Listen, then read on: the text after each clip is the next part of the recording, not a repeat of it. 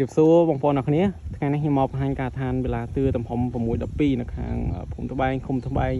ស្រុកកំពង់ស្វាយទឹកដីខេត្តកំពង់ធំផ្ទះនេះតម្លៃ 26,000 ជាងមកបដាច់ពលកម្មបូកសម្ភារៈម្ចាស់ផ្ទះចាំទៅកាន់សចូលនៅម្ដងតែផ្ទះនេះក៏មានការងារថែមរបស់ម្ចាស់ផ្ទះដែរដូចក្រោនជាង 1.3 អញ្ចឹងតម្លៃអាចចូល 27,000 ជាងហើយយើងមក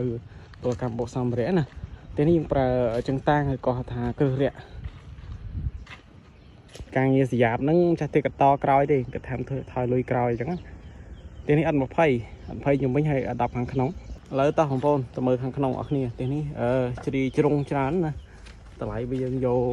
មកលើផ្ទះទូទៅអាហ្នឹងมันបានសល់ទេអញ្ចឹងបងប្អូន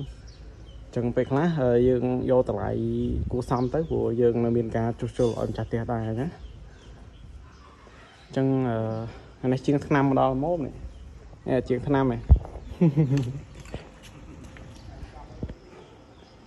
ហើយក្រោនជាង 1.3 គាត់បិទទាំងអស់ទាំងកន្លែងទូភ្ញៀវហើយក្រោប្រំនេះគាត់ថែមបន្ថែមទេនេះបន្ទប់គេងទី1បន្ទប់វាមិនសូវធំទេព្រោះផ្ទះយើងបដ ாய் ត្រឹម 2.10 ហើយនេះផ្ទះបាយអានេះបន្ទប់ទឹកអានេះបន្ទប់គេងទី2អានេះបន្ទប់ទឹកសម្រាប់យើងប្រើរួមណាទ្វារសុវត្ថិភាពហើយម៉ោងក្រោយអាហ្នឹងស្យាបតែយើងដើរពីក្រោយទៅវិញណាទ្វារមុខចំជាមួយទ្វារក្រោយអានឹងភាសាគោម្ដងគាត់តស្យាបនឹងក្រោយដែរអានេះក្រងដបូលយើងណា